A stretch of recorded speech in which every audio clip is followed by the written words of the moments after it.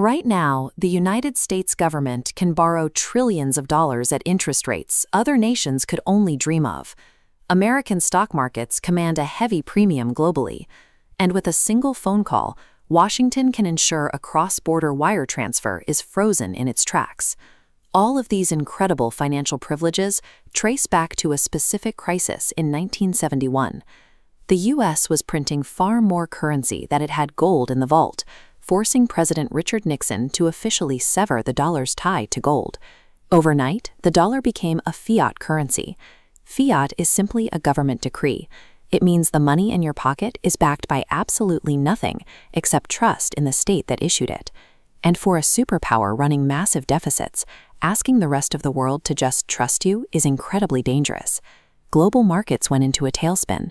Without the safety of physical gold, other nations had no concrete reason to hold on to American paper. The currency should have entered a death spiral, yet it survived. Because the United States government quietly managed to anchor its unbacked paper to a different physical commodity, one far more essential to modern civilization than gold. The early 1970s were an economic nightmare for the U.S., and it peaked with the outbreak of the Yom Kippur War in the Middle East in 1973. Because America supplied weapons to Israel during the conflict, Arab oil-producing nations retaliated. They launched an embargo, cutting off America's oil supply. Prices quadrupled, gas lines stretched for blocks, and the U.S. economy ground to a crippling halt. The Nixon administration was staring at a total collapse of energy and currency. Secretary of State Henry Kissinger needed a permanent fix to secure the nation's oil supply and give foreign nations a reason to buy U.S. dollars again. What Kissinger and the administration engineered was meant to be a geopolitical patch to save a drowning economy. Instead, it accidentally became the permanent, invisible foundation of global finance. American diplomats approached King Faisal of Saudi Arabia with a ruthless, elegant proposition. The United States offered the kingdom an ironclad guarantee. We will provide you with top-tier military protection, advanced weapons, and ensure nobody messes with the royal family ever. In exchange, Saudi Arabia had to make one concession. They had to agree to price and sell all of their massive oil reserves exclusively in U.S. dollars. No exceptions. If you were any other country on Earth, you didn't get a vote in this. You simply woke up in a reality where you could no longer buy the fuel necessary to run your factories, heat your homes, or power your cargo ships without first getting your hands on American currency. This created a mandatory global toll booth.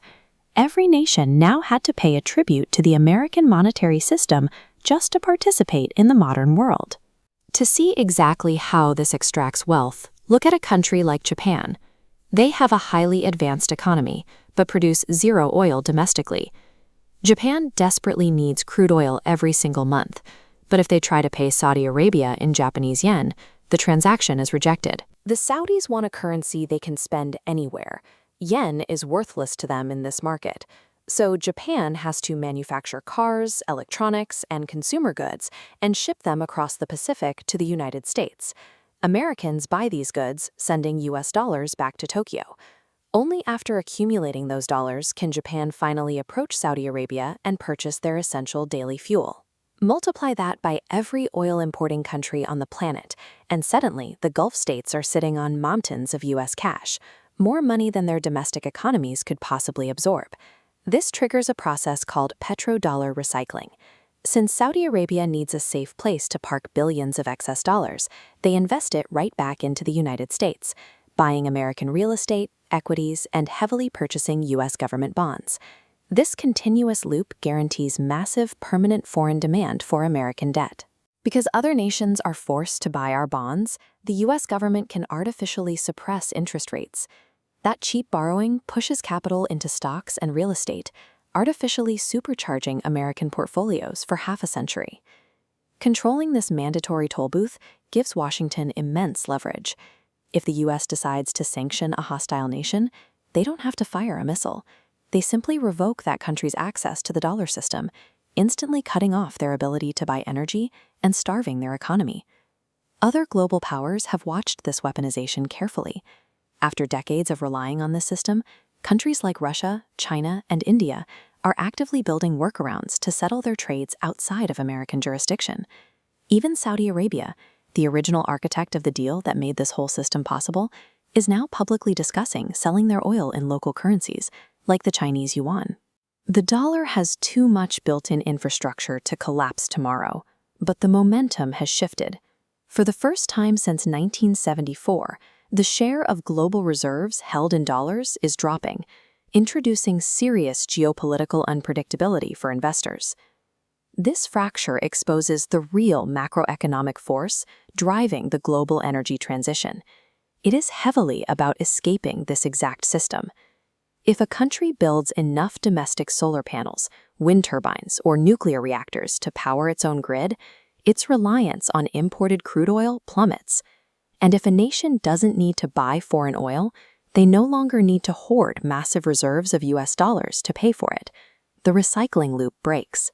Energy independence equals monetary independence. The people running the monetary system know this transition is underway. Central banks around the world are currently buying physical gold at a pace unseen in decades, quietly hedging their bets against a weakening dollar. Following the daily news cycle will tell you what happened yesterday, but understanding the mechanics of the petrodollar shows you where institutional money is actually flowing and gives you the map to navigate the future of the global economy.